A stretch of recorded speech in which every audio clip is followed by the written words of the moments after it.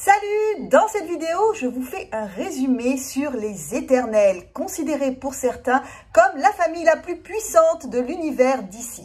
Tout le monde en ce moment parle de Sandman, Morphée, les Éternels, le multiverse de DC, oui, tout le monde, sauf vous, et oui. Et bien parce que sorti de l'adaptation de Netflix, vous n'y connaissez pas grand-chose, et malheureusement, vous avez affaire à des fans de la première heure. Tu passes pour une buse, c'est frustrant, hein?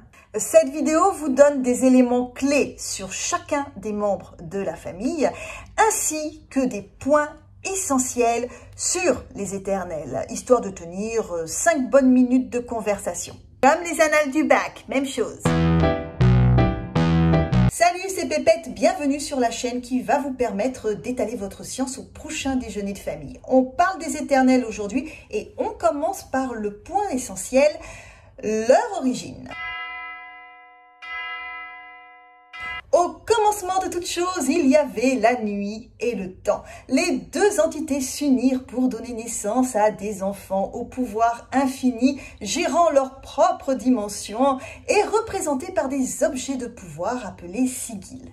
Alors attention, le premier point important qui les définit, c'est qu'ils ne sont pas la représentation d'un phénomène. Ils sont ce phénomène. Ce ne sont pas non plus des dieux, hein, parce que les dieux cessent d'exister quand les mortels n'y croient plus. À la fin de la vidéo, vous allez découvrir la nuance qui les rend encore plus complexes, hein. Mais pour y arriver, nous devons connaître chacun d'eux. Destin, c'est l'aîné de la famille. Il est aveugle, sans la poussière, les vieilles bibliothèques, il n'a ni ombre ni empreinte digitale. Bon, c'est le fantôme de la famille, quoi.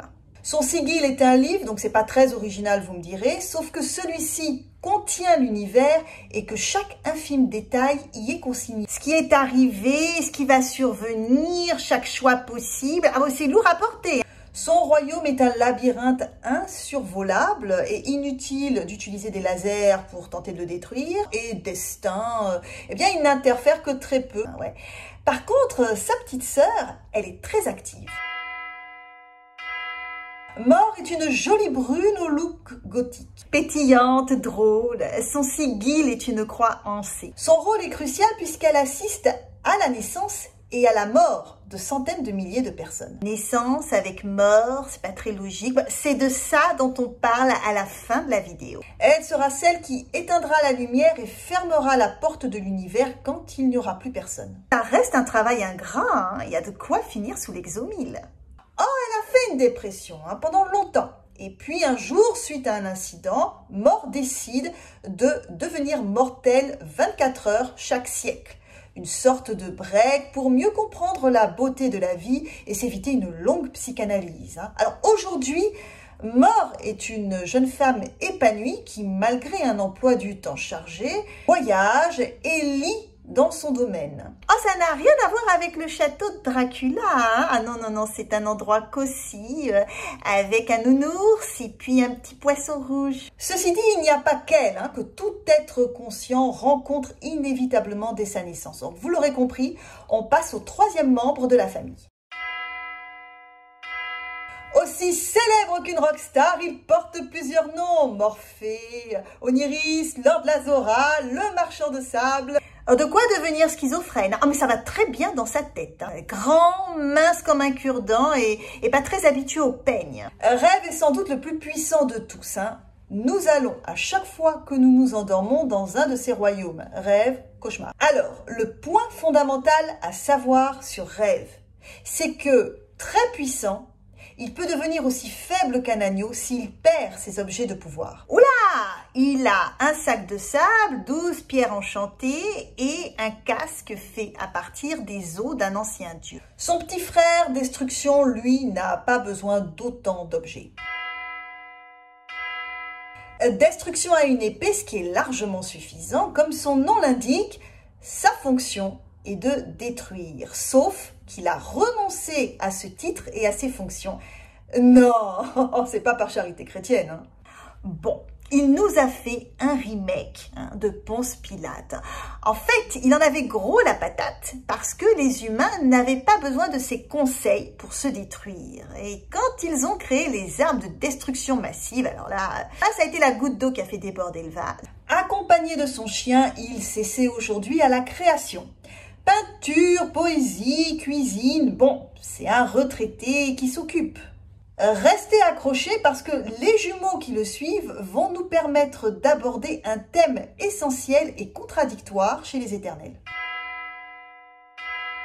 Désir n'est ni homme ni femme. Il a des yeux d'ambre, il sent bon la pêche et il a deux ombres, une noire et pointue et une blanche et vaporeuse. Son sigil est un cœur qui représente tout ce que nous voudrions posséder. Il vit dans un château tentaculaire à son image. Il aime deux choses: s'admirer toute la journée, se mêler de ceux qui ne le regardent pas, ce qui crée des tensions avec les autres, surtout rêve. Désespoir, elle se promène nue et n'a aucune odeur. Enfin, son ombre, elle sent le musc, si tu vois ce que je veux dire. Représentée par un anneau crochu avec lequel elle s'automutile, son royaume est l'envers des miroirs derrière lesquels elle nous regarde dans nos pires moments. C'est avec elle que l'on aborde le thème contradictoire dont je vous ai parlé un peu plus tôt sur les éternels.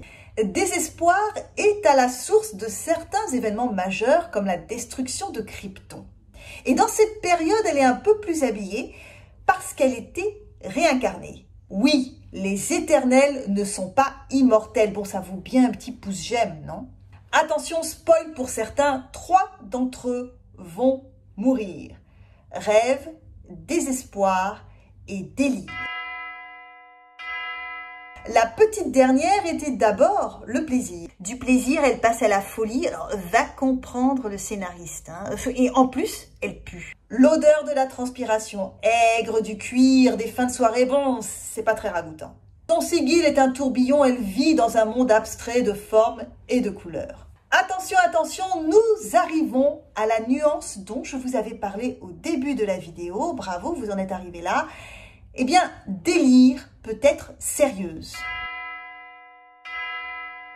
En fait, les éternels sont à la fois un concept et son opposé. Destin donne la possibilité de changer le futur. Mort définit la vie en assistant aux naissances.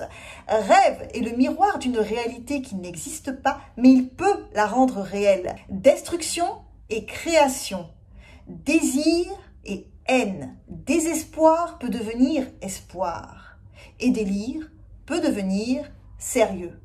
Voilà, il y a beaucoup de choses à dire sur les éternels. Si vous voulez qu'on les aborde encore, eh bien écoutez, n'hésitez pas, mettez-moi un petit commentaire. Bye bye!